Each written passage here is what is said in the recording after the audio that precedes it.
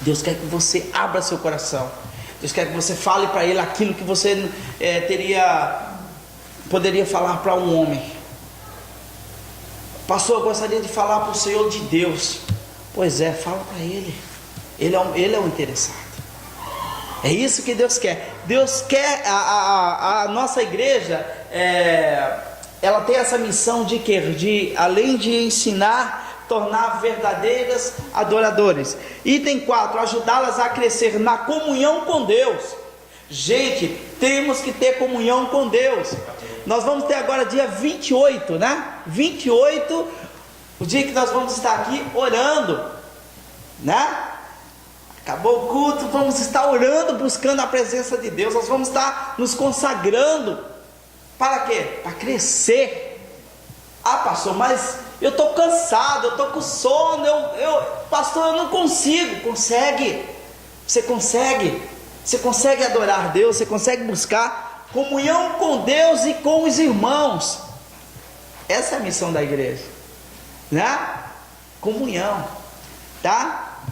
Equipá-las para servir a Deus, ao próximo, através dos seus dons espirituais, que nós lemos lá, ou dons naturais. Deus vai usar aquilo que você sabe fazer. Pastor, não sei fazer nada. Duvido que você não sabe fazer alguma coisa. Você quer ver uma coisa, biblicamente falando? Hoje eu estava conversando com a Maia e eu falei, nossa, eu lembrei de uma pregação do pastor Cris, em que ele falava assim, que Deus usou o Davi com aquilo que ele mais sabia fazer. E eu achei muito interessante, aquilo ficou gravado na minha mente. Deus usa aquilo que você sabe fazer. O que Davi sabia fazer? Atirar pedrinha.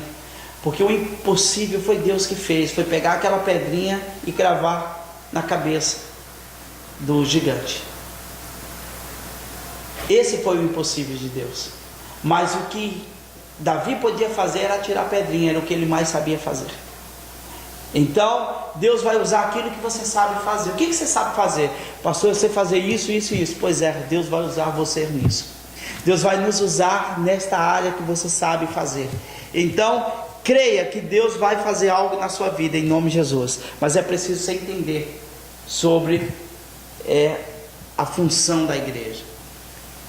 É preciso você entender sobre que você tem que amadurecer para que o corpo desenvolva, para que o corpo cresça. Você também desabrochar, você também crescer em Deus, em nome de Jesus. Item 6, ajudar as pessoas a entender que tudo que elas façam glorifiquem a Deus. E esse texto em 1 Coríntios capítulo 10, versículo 31, diz assim: portanto, quer comais, quer bebais, ou façais outra qualquer coisa, fazei tudo para a glória de Deus. Glória a Deus. Quer comais, quer bebais, ou fazendo qualquer coisa, faça tudo para a glória de Deus. Então nós devemos o que? Nós como igreja, fazer com que os irmãos entendam que toda glória é para Deus. Ah, pastor, olha, hoje eu tive um livramento. Entenda que foi Deus que te deu o livramento. Quando você recebeu uma bênção, entenda que é Deus te abençoando. E quando vier uma coisa ruim na minha vida, foi Deus permitiu na sua vida. Glorifique a Ele na mesma forma, para que você cresça. Tudo bem para o teu crescimento. Tudo bem para que você glorifique a Deus. Agora, qual é a sua função como cristão maduro? Né? Nós estamos falando sobre amadurecimento. Agora, supomos que você já se considere um maduro. Né? Olha, pastor, eu já estou nessa posição. Todo cristão maduro, a maior coisa que Deus quer, a função dele é servir. Quando você entende os propósitos de Deus, você vai entender o que o próprio Deus ensinou. O próprio Filho de Deus ensinou: servir. Essa é a função de todo cristão maduro. Porque o contrário disso é as pessoas esperarem ser servidas. Pastor, eu não vou até ali à mesa, porque vai passar alguém ali, vai pegar alguma coisa e vai trazer. Então eu quero ser servido. É bom ser servido. Mas não é isso que Jesus ensinou. E quando ele começa a lavar os pés dos discípulos, Simão Pedro, ele fala algo que Jesus automaticamente dá uma resposta de imediato para ele: se você não deixar eu lavar, você não tem parte comigo, você não tem parte com o reino de Deus. Não, agora me dá um banho, né? Praticamente, lava meus pés, minhas mãos, minha cabeça, vai completo. Não é preciso fazer tudo isso. Mas sim, a certeza é que muitos de vocês não foram lavados os pés. E aí ele começa a falar, e no versículo 13, 14, 15, depois que ele começa, depois que ele faz todo aquele feito, que ele lava os pés dos discípulos, ele vem e fala: vocês entenderam o que eu fiz agora? Vocês estão entendendo esta obra que eu realizei, aquilo que eu acabei de fazer? O versículo 13 diz assim: vós me chamais mestre e Senhor, e dizei bem, porque eu sou. Ora, se eu, Senhor e mestre, vos lavei os pés, vós deveis também lavar os pés uns dos outros, porque eu vos dei o exemplo para que, como eu vos fiz, façais vós também. Jesus lava os pés dos discípulos, Jesus serve os discípulos, Jesus faz algo que os discípulos olharam e falaram: mas o Senhor é mestre, o Senhor é o nosso mestre, o Senhor é um Messias, o Senhor está fazendo isso, é a gente que deveria fazer. Pois é, eu sendo mestre estou fazendo isso. O que vocês devem fazer? Servir. E nós devemos servir uns aos outros, nós devemos servir. Isso é bom. O servo, ele demonstra o que? Humildade, né? Temos que ser o que? Além de servo, ser um servo piedoso, o que torna outra característica, um servo piedoso, e que significa que se curvar, se pôr de joelho, ajudar o próximo. É você deixar de si, você deixar de muito, né? Eu sou o pastor, não posso ajudar ninguém, eu não posso ir lá orar com o irmão, não posso ir lá, irmão, ora por mim. Não, eu não posso chegar no irmão e falar: irmão, vem aqui, deixa eu te ajudar. Não, porque eu sou o pastor, é ele que tem que me fazer. Não, nós devemos servir uns aos outros. Servir uns aos outros é bom, é agradável, a igreja cresce, a igreja desenvolve, há amadurecimento, e nós entendemos aquilo que Jesus nos ensinou. Vocês estão entendendo agora o que eu acabei de fazer? Exatamente essas perguntas que eu fiquei pensando hoje sobre esse amadurecimento cristão na nossa vida. Porque Paulo falava assim: não, eu era criança, eu era menino, eu falava como menino, eu andava como menino, eu decorria como menino, né? Os meus pensamentos eram de menino, mas acabei com essas coisas. Hoje sou um homem, hoje eu tenho uma estatura, agora, hoje eu consigo entender, falar, eu consigo sentir, ter meus sentimentos como um homem, não mais como uma criança. E eu quero que você entenda sobre algo que Deus está nos ensinando, que nós devemos considerar, porque quando nós começamos a ser piedosos, você considera o teu próximo melhor que você. Você vai olhar, e eu olho para o irmão e falo assim: irmão, eu não sou melhor que você, eu tenho qualidades que você não tem, mas você também tem qualidades que eu não tenho, e a Bíblia me ensina que você é melhor do que eu. E quando você pensa dessa forma, você também fala: você é melhor do que eu. E aí há uma humildade, aí não há pessoas disputa, não há disputa de poder, né? Não há disputa de pessoas que, olha, eu sou melhor, se eu não for eu aqui cantando, pregando, nada sai, né? Se não for eu aqui fazer, meu amado, se não for eu, é outro. Somos apenas um vaso nas mãos do Senhor. Você é um vaso nas mãos de Deus. Entenda que você é importante amadurecer. Nós somos importantes para Deus, e Deus quer usar você. Fala amém. Amém. Eu quero ser usado. Fala, eu quero ser usado. Amém. Vou fazer algo melhor, vou fazer alguma coisa. O que está faltando, irmão? Está faltando que um somzinho melhor, vamos ajeitar o som. O que está precisando? Ô, irmão, vamos fazer alguma coisa, né? Porque eu quero te servir. Né? Quando nós nos reunimos lá para jantar, o que eu posso fazer para que o irmão sinta-se melhor? Não, eu não consigo comer isso. Oh, irmão, então vamos pensar em outra coisa. Mas você vai ser servido. Eu vou fazer alguma coisa para você se sentir bem, né? E isso é servir ao Senhor, né? Se nós vamos cantar e, pastor, mas eu não sei esse canto. Tá bom, então vamos aprender. Vamos aprender o cântico, depois a gente canta. E isso é servir. É você poder se dispor ao seu irmão. Diante dessa situação em que Paulo ele começa a nos constranger com a palavra dele, e ele começa a falar assim: olha, eu era menino, eu falava como menino, eu fazia as coisas como menino. E alguns cristãos, muitos, eu posso dizer não poucos, mas muitos cristãos, elas estão exercendo hoje uma certa posição na igreja, ou uma certa posição sem amadurecimento total, ou sem, posso dizer para você, uma postura de um varão, postura de uma varoa, né? Elas estão servindo, quando na realidade ela teria que estar aprendendo. E quando ela está crescendo, ela está acomodada. E quando chega na época que ela poderia dar frutos, ela está tentando voltar de novo ao aprendizado.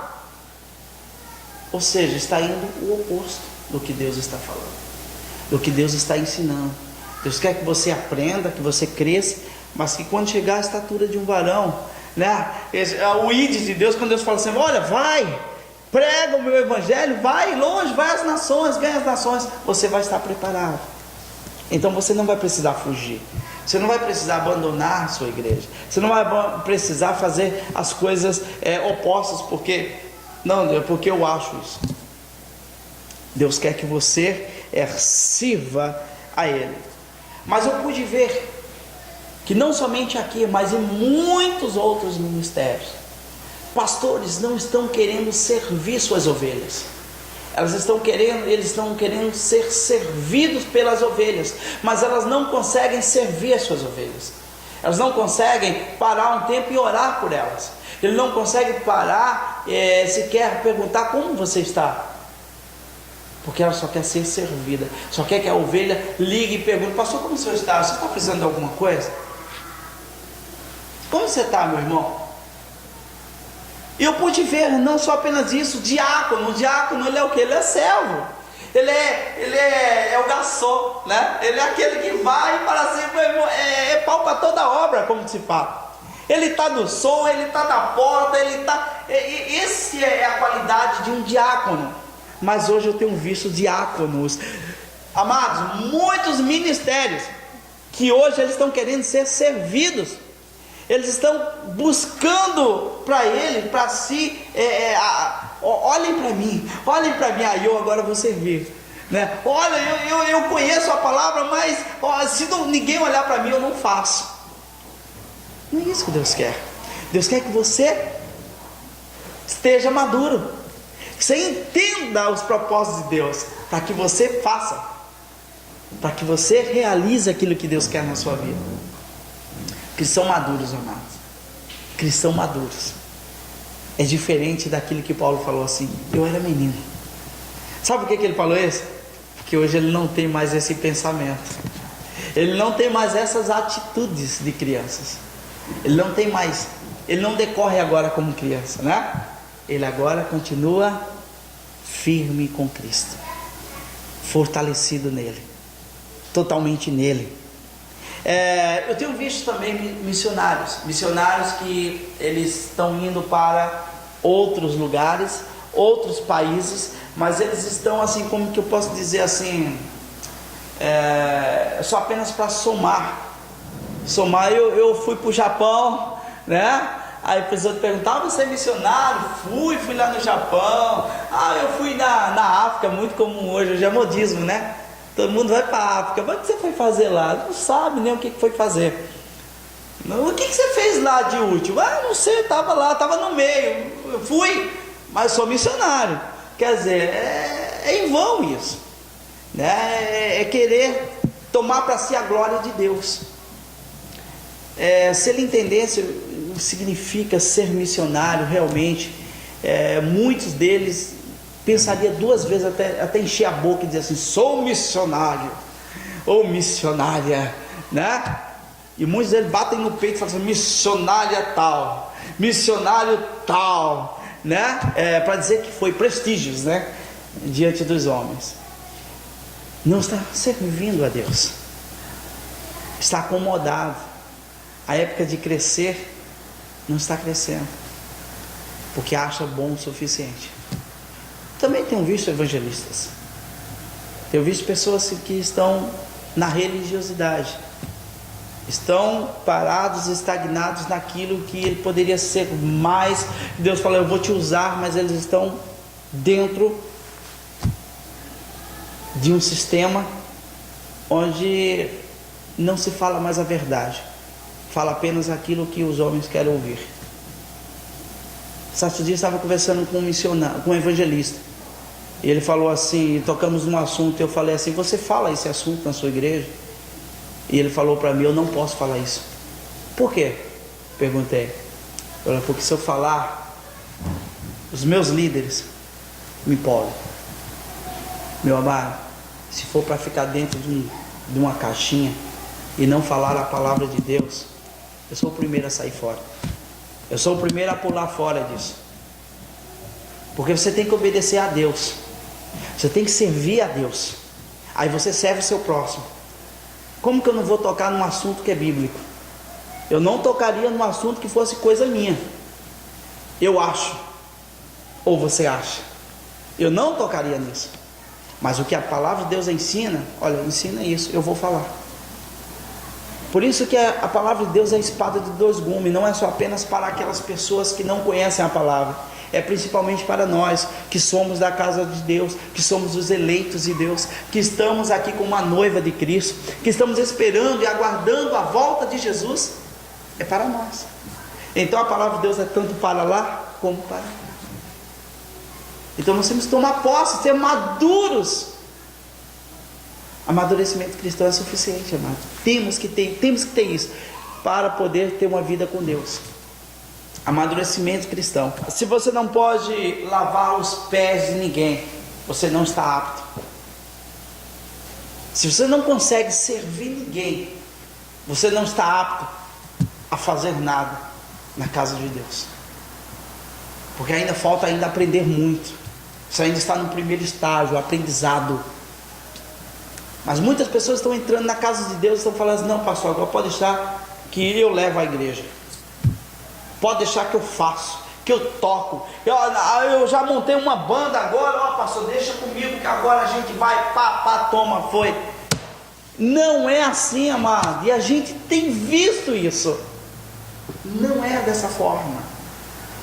Graças a Deus que a palavra de Deus está vindo ao nosso encontro hoje, para nos alertar e dizer assim: você não precisa ser menino, você não precisa falar como menino, você não precisa decorrer como menino, mas você precisa ter um amadurecimento cristão, crescer na graça, no conhecimento de Deus, porque Deus ele quer te usar.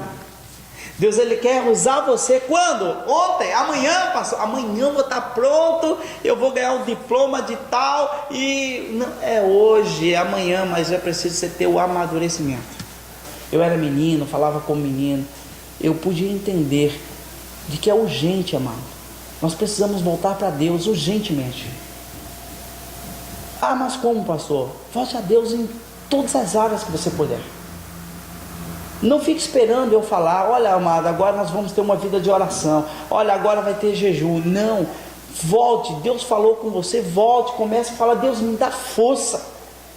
Eu não consigo orar em casa, pede força para Deus, ora dessa forma: Deus, me dá força para orar. Eu quero orar, Deus, me dá força. Gente, quantas vezes eu cheguei aqui nessa igreja e muitas vezes os irmãos não puderam estar aqui, eu estive sozinho. Aí, estou falando isso não para a glória minha, mas para a de Deus, tá? E eu pude orar e não sair quase nada. E aí eu parar a oração e falar para Deus: Deus, me dá força para orar. Porque nem eu estou conseguindo, eu estou sozinho aqui, eu não estou conseguindo orar, Deus. Me dá força. E comecei a falar, porque eu precisava disso. Eu precisava dessa vida de oração, eu precisava desse tempo. E aí eu consegui orar. Por quê? Porque eu podia entender, aprender com Ele, vida com Deus. É isso que Deus quer. Dizer para você agora que é o pastor que ora e aí tudo acontece. Porque tem muitos aí que estão falando, né? Agora o pastor que ora e acontece. Meu amado, não é isso. Se você ora, vai acontecer. Você crer nisso, então vai acontecer, né? A oração do justo tem os seus efeitos. Então nós podemos ver a última agora que nós recebemos na nossa igreja foi a cura da mãe da Valdirene. Resultado de oração. E isso pode ser amanhã. Você vir aqui testemunhar e dizer assim: olha, eu estava orando por fulano, estava orando pela igreja, eu estava orando por você, pastor. E Deus falou isso. Deus vai fazer isso na sua vida, porque Deus falou comigo. E aí você ser levantado como alguém intercessor nesta igreja. Deus te usar grandemente e você servir aos irmãos com fidelidade. Então, amado, hoje eu pude trazer um pouco da palavra de Deus sobre essa maturidade cristã, que ela é realmente um resultado saudável de uma vida com Deus. Essa maturidade cristã, ela é essencial para que você tenha uma vida com Deus.